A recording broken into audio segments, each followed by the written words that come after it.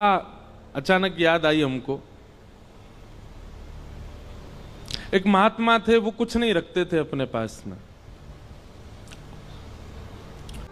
उस पर मनन चिंतन करने से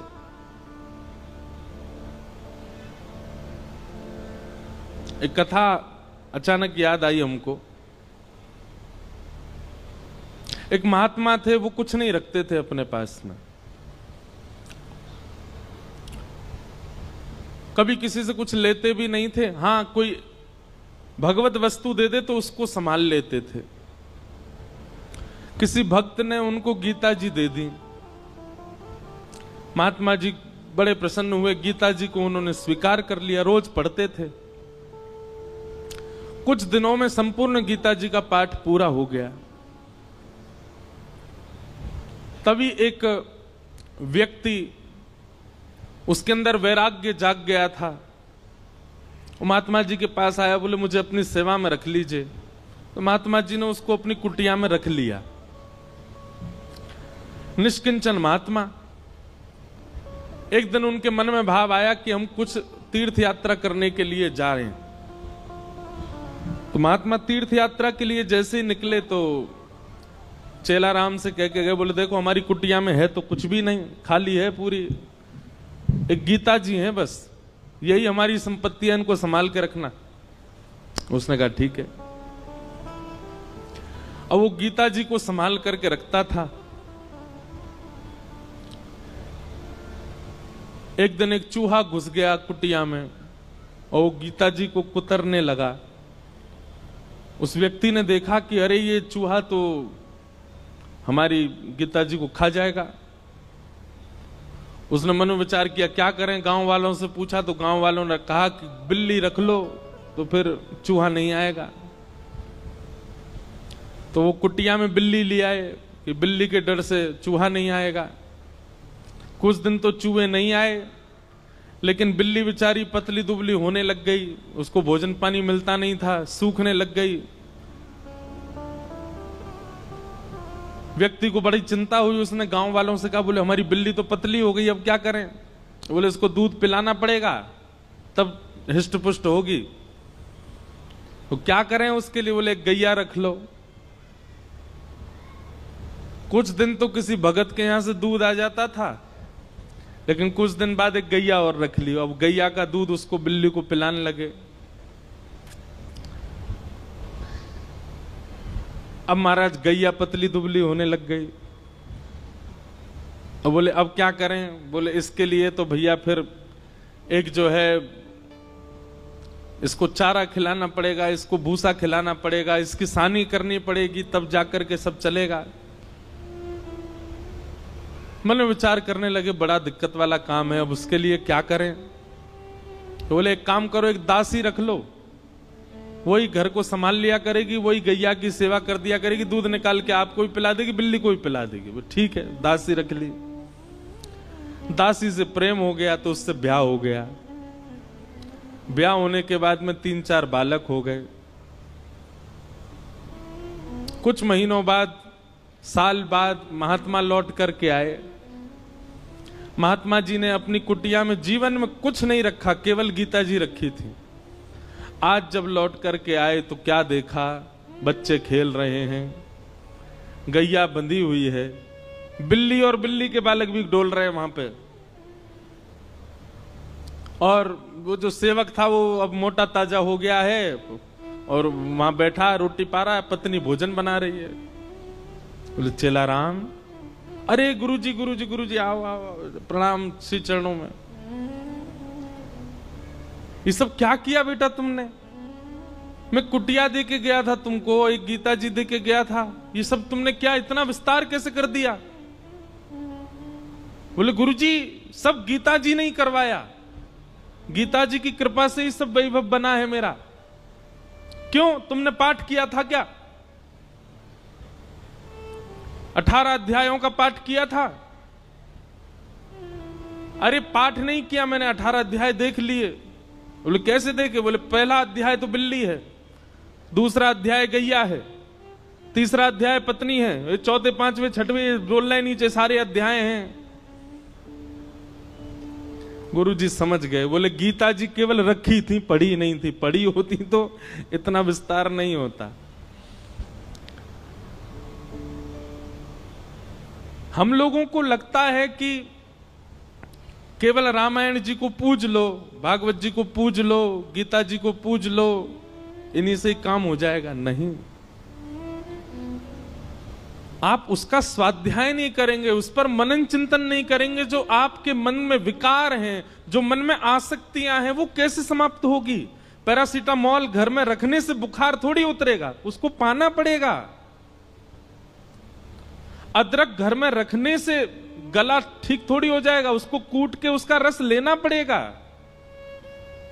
दूध घर में रखने मात्र से चाय थोड़ी बन जाएगी, बनानी पड़ती है। बाजार से केवल घिया, लौकी, तोरई, टमाटर लाके घर में अब तो सब्जी बन जाएगी, कैसे बने? अपने आप बनानी पड़ेगी। सामग्री घर में लाने से कल्याण नहीं होगा, सामग्री का उपयोग करना आना चाहिए। ये भ्रांति फैला दी है हमारे भारत में। मैं अधिकतर जाता हूं इंटरव्यूज में, मुझसे यही पूछा जाता है कि महाभारत जी रखने से लड़ाई होती है घर में। अरे किसने कह दी ये बात? और एक बात सुनिए, आप महाभारत घर में नहीं रखते तो कम लड़ाइयां हो रही हैं आपकी। महाभारत ने तो युद्ध को विश्राम किया है। हमारे शास्त्र कहते हैं यन्ने भारत तन्ने भारत। पूरी दुनिया में आप जो कुछ भी देखते हैं, चाहे वो स्वभाव हो, चाहे वो व्यवहार हो, चाहे वो दोष हो, चाहे वो गुण हो, ऐसा एक भी दोष, गुण, स्वभाव, व्यवहार, क्रिया नहीं है संसार में जो महाभारत में नहीं लिखी हो। सब लिखा है। कई ऐसे व्यवहार हैं जिनका अभी तक प्रादुर्भाव नहीं हुआ, वो हमारे बच्चे, उनके बच्चे देखेंगे। जैसे हमारे दादा परदादाओं ने आज का युग का जो व्यवहार है ये नहीं देखा था। अब कई कई नए नए व्यवहार आविष्कृत हो रहे हैं ना, जैसे जैसे कलयुग आगे बढ़ रहा है। सब लिखा है महाभारत में। और जो महाभारत में नहीं लिखा, हमारे संत जन कहते हैं वो दुनिया में आपको कहीं देखने को मिलेगा ही नहीं। सब कुछ है महाभारत में। महाभारत का छोटा सा अंश है भगवत गीता, जिसने पूरे विश्व को ज्ञान दे दिया। समझो महाभारत कैसा होगा।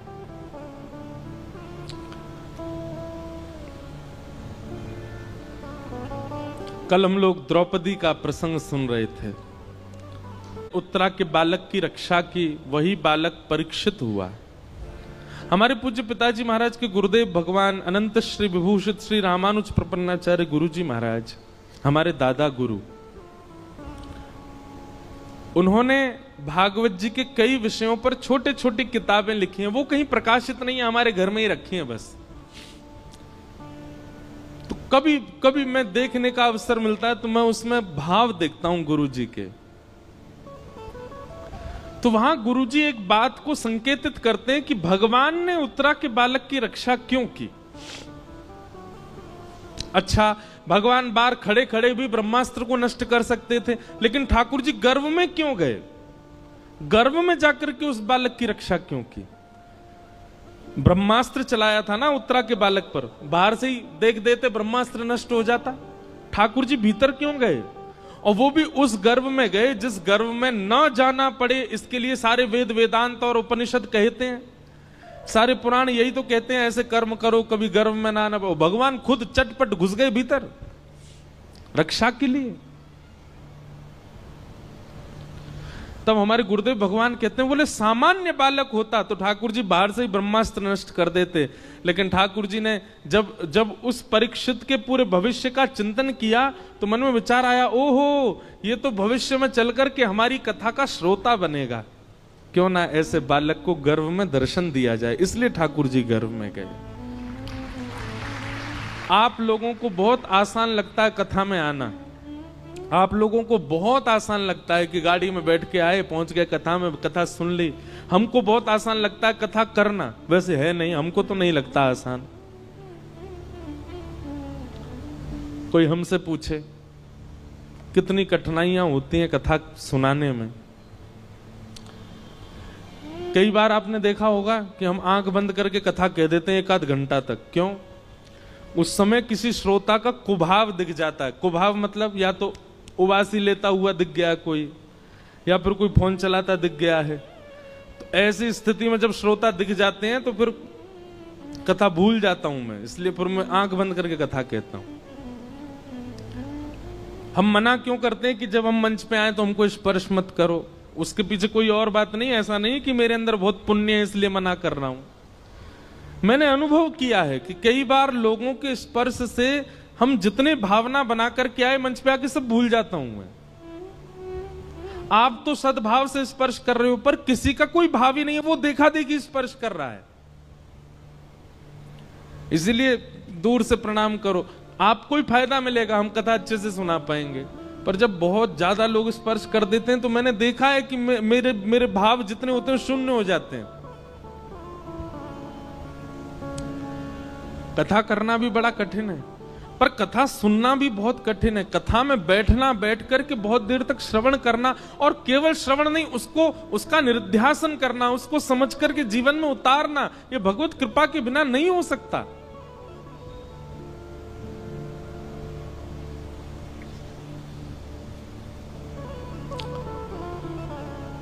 कथा का श्रोता होना सामान्य बात नहीं है।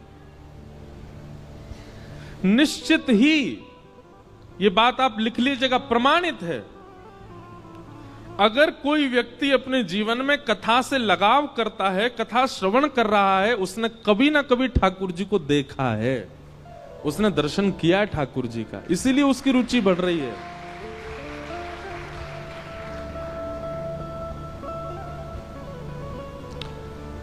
क्यों इतना आनंद आता है सुनने में? क्यों इतना सुख मिलता है आपको?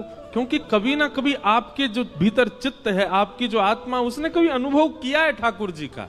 इस जन्म में नहीं तो गर्भ में किया होगा, गर्भ में नहीं तो पूर्व जन्म में किया होगा, कभी तो किया है। तभी आपकी रुचि बढ़ रही है, तभी कथा सुनते सुनते नेत्र सजल हो रहे हैं, कथा सुनते सुनते प्रसन्नता हो रही है, कथा सुनते सुनते रोंगटे खड़े हो रहे हैं। ये सब विचार, ये सब प्रभाव हमारे ऊपर क्यों हो रहे हैं? क्योंकि कभी ना कभी तो ठाकुर जी का दर्शन हुआ है हमें।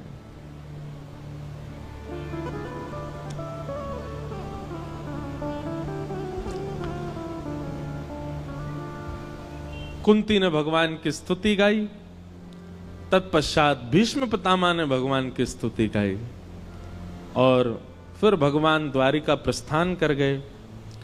उत्तरा के गर्भ के बालक ने जन्म लिया, और कुछ वर्ष बाद जब भगवान अपनी लीला पूरी करके चले गए, तब पांडवों ने उस बालक को राज्य गद्दी पर बिठा दिया, और पांडव भी स्वर्गारोहण को चले गए।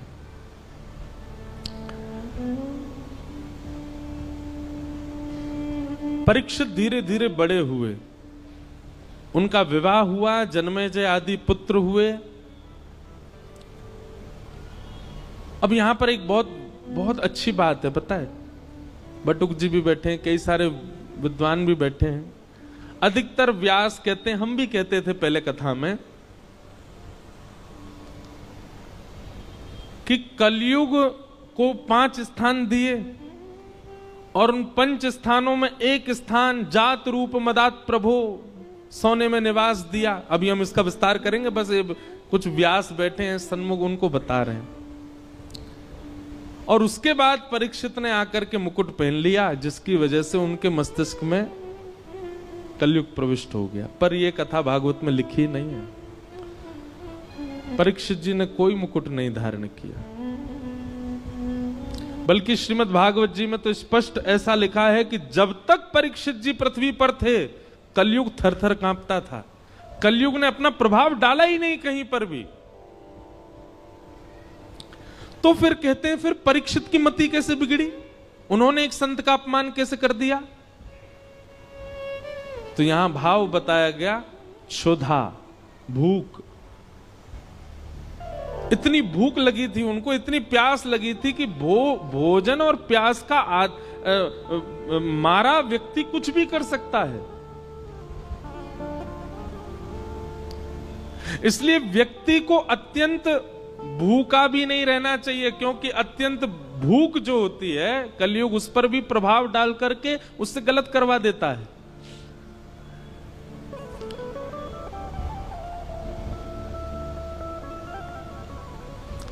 दो लोगों को भगवान नहीं मिलते।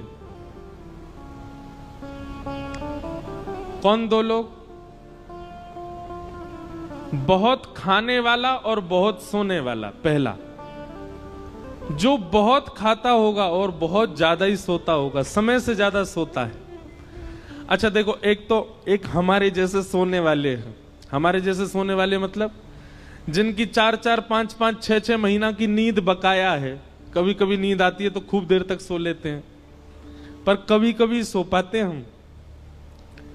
लेकिन एक व्यक्ति करता धरता कुछ नहीं है, पूरे दिन पड़ा रहता है बस, फिर भी उसको इतनी नींद आती है कि रात में सोता है, सवेरे उठता है 10-11 बजे। श्रम नहीं करता, कहीं बाहर जाने का उसका काम नहीं, घर में पड़ा रहेगा पूरे दिन, और फिर भी उसको इतनी नींद आती है कि 7-8 घंटे सोता है। ऐसे व्यक्ति को ठाकुर जी नहीं मिलते। जो पारिश्रमिक नहीं है, परिश्रमी नहीं है, और फिर भी सोता है। और दूसरा, बहुत खाने वाला।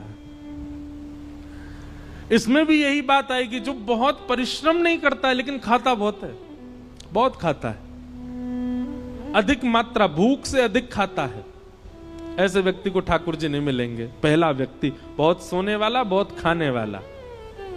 और दूसरा व्यक्ति बहुत कम सोने वाला और बहुत ही कम खाने वाला, उसको भी ठाकुर जी नहीं मिलते।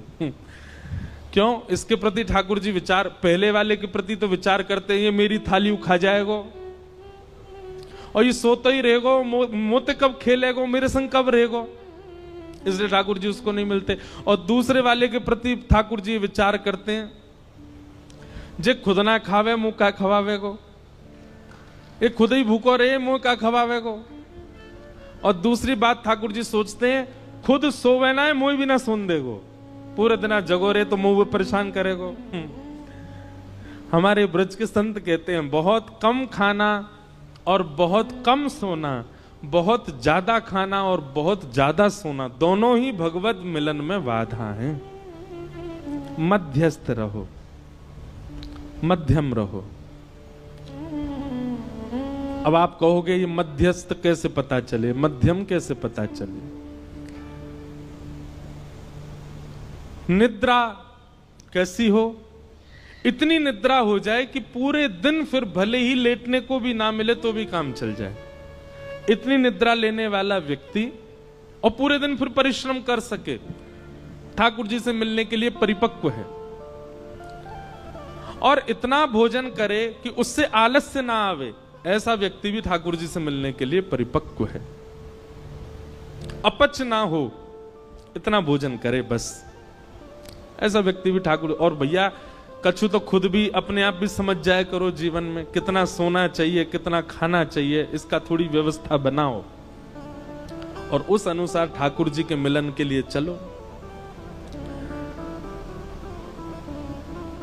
तो परीक्षित जी महाराज एक दिन विचरण कर रहे थे और विचरण करते हुए उनको कलयुग मिला, जो कि वृषभ यानी कि धर्म के 3 पैर काट चुका था, चौथा पैर काट रहा था। धर्म के 4 चरण हैं, सत्य, दान, दया और पवित्रता। कलयुग में केवल एक पैर बचा है धर्म का, वो है सत्य। दान, दया और पवित्रता तो खत्म हो चुके हैं। कलयुग में दान नहीं करता व्यक्ति, दिखावा करता है। कलयुग में दया नहीं करता व्यक्ति, एहसान करता है। कलयुग में पवित्र नहीं रहता व्यक्ति, केवल पवित्रता का आडंबर करता है। थोड़ा बहुत यदि बचा है तो सत्य बचा है। सत्य भी बोलता नहीं है, सुनने के लिए सत्य चाहिए। दूसरे से भले ही झूठ बोले पर अपने लिए उसको सत्य चाहिए, इतना सत्य बचा है बस। और कलयुग उस चौथे पैर को भी काट रहा है, सत्य को। तभी परीक्षित जी महाराज पहुंच गए, कलयुग को पकड़ लिया, जान से मारने लगे, चरणों में गिर गया, महाराज मुझे स्थान दे दीजिए। तब 4 स्थान प्रदान किए, द्यूतम, पानम, स्त्रिय, सूना, ये 4 स्थान पहले प्रदान किए। जुआ, मदिरा पान, भक्ष भक्ष सेवन, पर स्त्री पर पुरुष गमन और हिंसा, लड़ाई झगड़ा, कलेश इसमें कलयुग का निवास। कलयुग ने पुनश्च याचना की, बोले कि महाराज मेरा परिवार बड़ा है, एक स्थान और दे दो। तो उसको जात रूप मदात प्रभो, अनीति से कमाया गया धन, 5वां स्थान प्रदान किया। इन 5 स्थानों पर बहुत सावधान रहा कीजिए। कभी भी जुआ में नहीं खेलना है। जुआ का मतलब क्या होता है? धन को दांव पर नहीं लगाना है। यह शर्त लगाना भी एक प्रकार का जुआ है, नहीं लगाया कीजिए। भैया सीधी बात है, किसी की पत्नी को दांव पर लगा दोगे, पति छोड़ेगा आपको? और वो भी पति कौन है? जगत नियंता, जगदाधार, जगदीश्वर, त्रिलोकीनाथ, उनकी पत्नी है लक्ष्मी। आप लक्ष्मी को दांव पे लगा दोगे, नारायण प्रसन्न रहेंगे आपसे। भागवत जी में वर्णन है कि जुआ खेलने वाला व्यक्ति लक्ष्मी को असद स्थान पर प्रयोग करने वाले व्यक्ति से पंचदेव सदैव नाराज रहते हैं।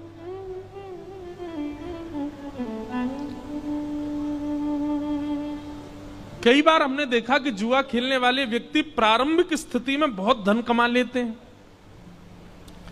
बहुत ऐश्वर्य भोग लेते हैं, सब सुख संपत्ति होती है। एक बात याद रखिएगा बंधुओं, बहुत ध्यानपूर्वक सुनो। असद क्रिया करने वाला व्यक्ति, बहुत ध्यान से सुनिएगा, असद क्रिया करने वाला व्यक्ति दूषित क्रिया करने वाले व्यक्ति के लिए एक निधान बनाते हैं भगवान। क्या? जैसे भगवान दिखते हैं कि गलत कर रहा है, तो उसके इस जन्म के एवं उसके आगामी जितने जन्म हैं एवं पूर्व के जन्मों के जितने भी पुण्य हैं, जितने भी सुख हैं, जितनी भी समृद्धियां हैं, सब एक साथ ठाकुर जी उसको देख करके भुगवाते हैं। जल्दी इसका कोटा खत्म करो, जल्दी जल्दी इसको खवाओ। समझ में आई बात? थोड़ा और समझो। मान लीजिए कोई व्यक्ति है और वो गलत काम करता है, पाप करता है, वो सब क्रिया करता है जो वेद विरुद्ध है। ठाकुर जी एकाध बार तो प्रयास करते हैं कि सुधर जाए, लेकिन वो एकाध बार में भी जब नहीं सुधरता है तो ठाकुर जी कहते हैं ठीक है, तो अब इसका स्वभाव बन ही चुका है, इसको पाप करना ही है, इसको गलत करना ही है, तो फिर इसके जन्म में, इसके जीवन में जितने भी सुख समृद्धियां आने वाली हैं, एक संग सब इसके जीवन में दे दो। उसके पास धन भी आ जाएगा, उसके पास संपत्ति भी आ जाएगी, वो जो चाहेगा उसको मिलने लग जाएगा। लेकिन वो यह नहीं समझ पाता है कि मेरा खाता खत्म किया जा रहा है जल्दी जल्दी। एक साथ सब भुगवा करके फिर ठाकुर जी उसको ऐसा गिरते हैं, ऐसा गिरते हैं, जैसे उसका शून्य हो जाता है खाता, फिर वो जीवन में उठ नहीं पाता। इस जीवन में नहीं, कितने जन्मों तक नहीं उठ पाता। और भक्ति करने वाले के साथ उल्टा होता है। जैसे ठाकुर जी देखते हैं तिलक लगाने लग गया, कंठी पहनता है, माला जप करता है, नित्य हरिनाम संकीर्तन करता है, कथा श्रवण करता है, तो ठाकुर जी कहते हैं इसके जीवन में जितने दुख आने वाले हैं, इसके अनेक जन्मों में जितने दुख आने वाले, सब भुगवा के इसके सारे खाते खत्म करो दुख के। और एक साथ ठाकुर जी भुगवा भुगवा करके सब नष्ट कर देते हैं, शून्य कर देते हैं। और जैसे ही उसका खाता शून्य होता है, ठाकुर जी आकर के उसको हृदय से लगा लेते हैं। कभी कभी बंधुओं एक बात कहे हम, कभी कभी आप जो चाहते हो वो होने लग जाता है, सब कुछ बहुत अच्छा अच्छा चल रहा है, और इसके बदले में आप ये भी जानते हो कि आप पाप करते हो, आप वो सब क्रिया करते हो जो वेद विरुद्ध है, जो शास्त्र विरुद्ध है, और फिर भी आपके साथ सब कुछ अच्छा अच्छा होता है, तो संकेत समझ लेना खाता खत्म किया जा रहा है अच्छाई का।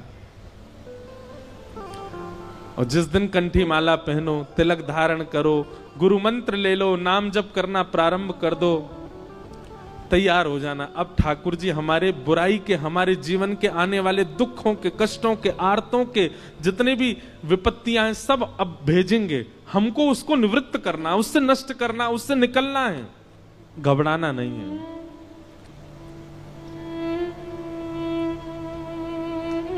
क्योंकि कई बार लोग मिलने आते हैं तो मुझसे कहते हैं कि वो देखो महाराज जी इतना पाप करता फिर भी उसके जीवन में इतनी प्रसन्नता। अरे आपको नहीं पता है, उसका खाता खत्म हो रहा है अच्छाइयों का। With you, just wanna be with you.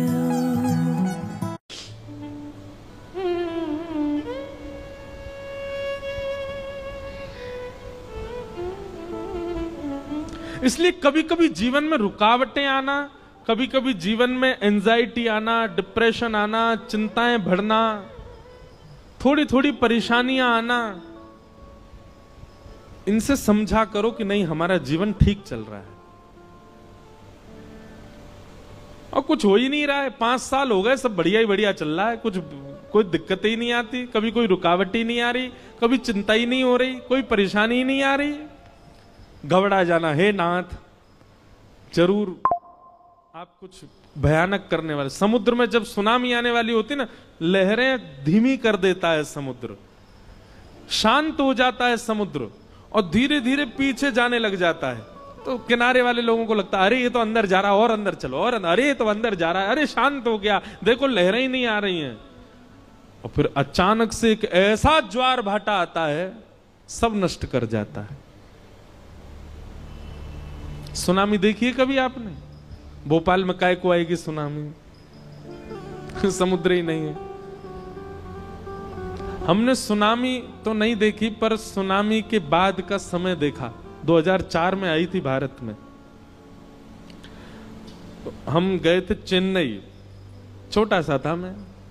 उसके बाद सुनामी के बाद का समय। और कभी देखना हो ना तो कभी रामेश्वरम जाइए, और रामेश्वरम दर्शन करके फिर आप जब धनुषकोडी जाएंगे तो बीच का जो मार्ग है वहां देखेंगे दोनों तरफ समुद्र है, इधर भी समुद्र, बीच में रास्ता। तो वहीं एक गांव हुआ करता था किसी समय पर, वो सुनामी में आज भी पूरा गांव वहां दिखता है, टूटे हुए घर, बहुत भयानक। हमारी कथा अभी रामेश्वरम में, हम साल भर में एक ही राम कथा करते हैं बस। वो भी एक परिवार है, उन्हीं को ही दे रखी है।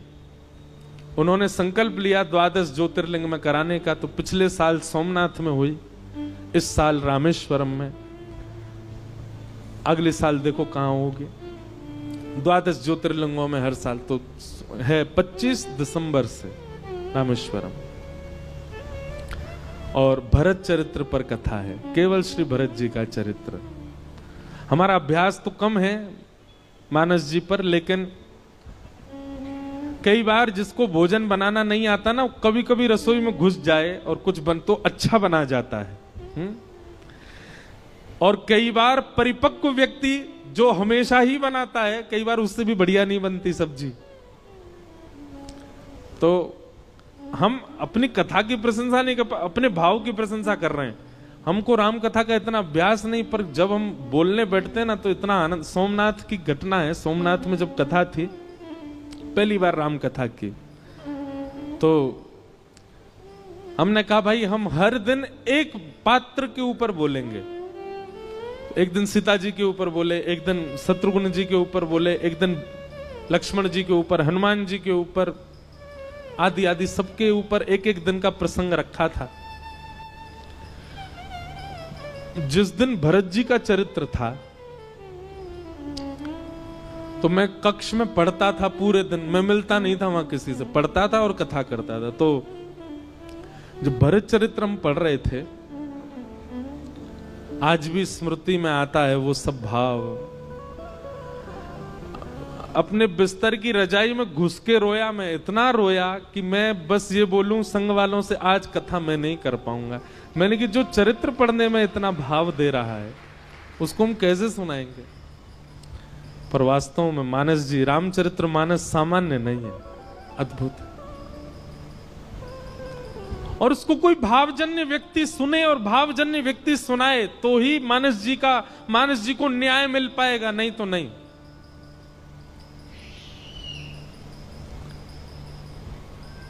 तो कहां से कहां बात पहुंच गए, सुनामी से रामेश्वरम से धनुषकोडी से मानस जी से सोमनाथ, पूरी भारत यात्रा करवा लाए आपको।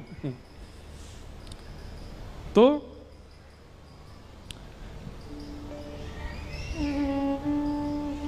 5 स्थान, द्यूतम, पानम, स्त्रिय, सोना और अनीति से कमाया गया धन। इन 5 स्थानों पर बहुत सावधान रहा कीजिए।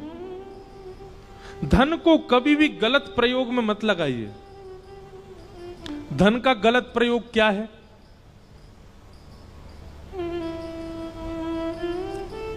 आपके धन देने से अगर किसी जीव की हिंसा हो रही है वो गलत है। आपके धन देने से किसी के आत्मसम्मान पर बात जा रही है, किसी का परिवार नष्ट हो रहा है, वो गलत है। आपके धन देने से कोई व्यक्ति व्यसन की ओर अग्रसित हो रहा है, वो धन का गलत व्यय है। आपके धन देने से गलत व्यक्ति अपने सही मार्ग को छोड़ करके गलत मार्ग पर जा रहा है, वो धन का व्यय गलत है। कुपात्र दानाच भवे दरिद्रम दरिद्र भावेन करोति पापम पाप प्रभावा नरकम प्रयाते पुनर्दरिद्री पुनरेव पापी।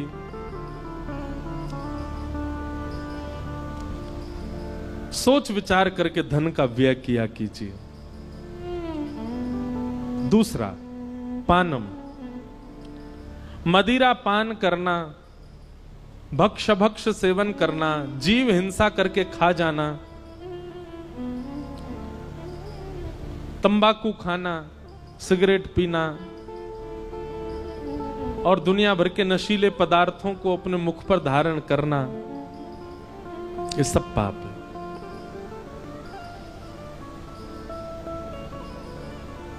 आप तांबूल सेवन कर सकते हैं। तांबूल मतलब सुपारी प्रसाद की ले सकते हो, पान खा सकते हो, मीठा आप ठाकुर जी को निवेदित करके जल आदि का सेवन कर सकते हो, शिकंजी पी सकते हो, आदि आदि। अब हम सीधा संकेत आपको पता ही हम कहां कर रहे हैं, वो नहीं करना चाहिए।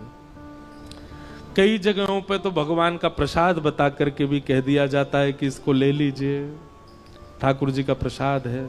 नहीं, प्रसाद के रूप में भी स्वीकार नहीं करना। कोई देवी देवता नहीं पाते। ये मानव अपने जीव के स्वाद के लिए कुछ भी करता है। बताओ, महादेव को यूं बता देते हैं महादेव ऐसा। अरे महादेव को अगर विजया का भोग लगता है तो महादेव और भी तो बहुत कुछ भोग लगाते हैं, वो भी लगाओ। महादेव तो विष का भी भोग लगाते हैं।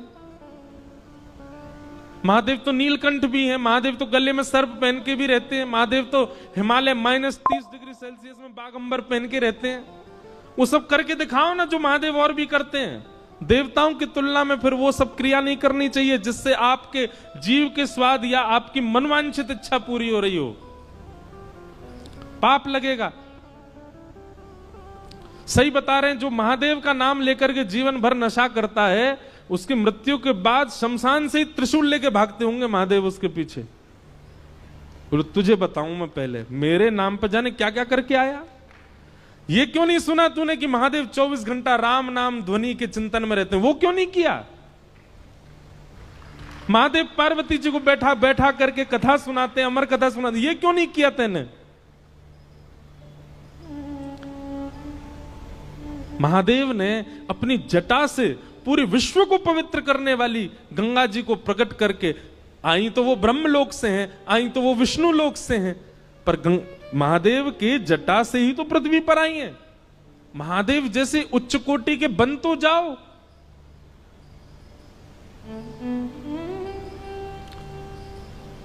भैरव बाबा के नाम पे कुछ भी कर रहे हैं, देवियों के नाम पे वहां भोग लगता है, खा लो, ये कर, कुछ नहीं।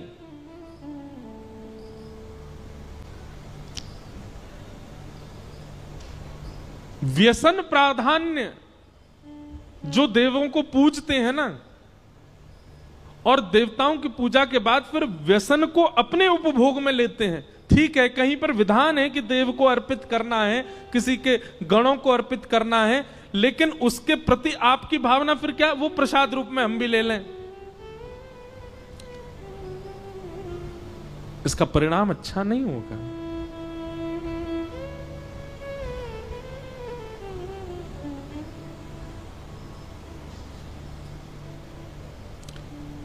एक बार मैं कहीं कथा में बोल रहा था कि किसी व्यक्ति के ऊपर देवी देवता नहीं आ सकते,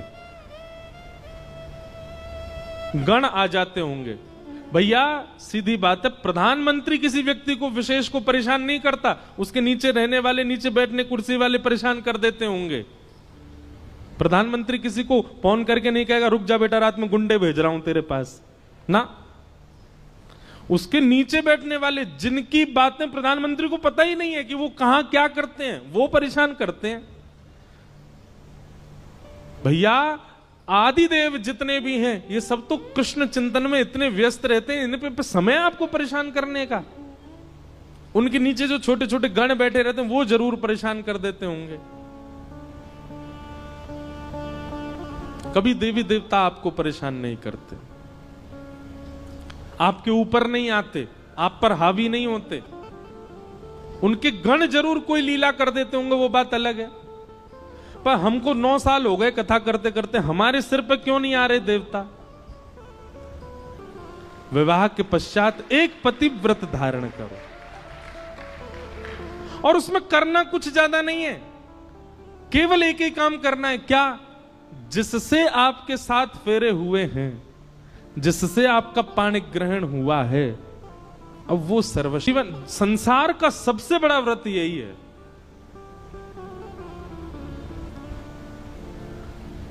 इससे बड़ा व्रत कोई नहीं हो सकता। और जिसने ये व्रत पूर्ण रूपेण पालन कर लिए, वो उसकी सारी एकादशी हो गई, उसके सारे मंगलवार हो गए, उसके सारे सोमवार हो गए, उसके सारे प्रदोष हो गए। हाँ, वो बात अलग है, उसके बाद भी वो रखे एकादशी आदि के व्रत, वो अच्छी बात है। पर यह व्रत धारण करना सामान्य बात नहीं है। ऐसा व्यक्ति, ऐसी माताएं पूजनीय हैं, वंदनीय है। इसलिए कलयुग का तीसरा स्थान बताया गया, पर स्त्री पर पुरुष संग।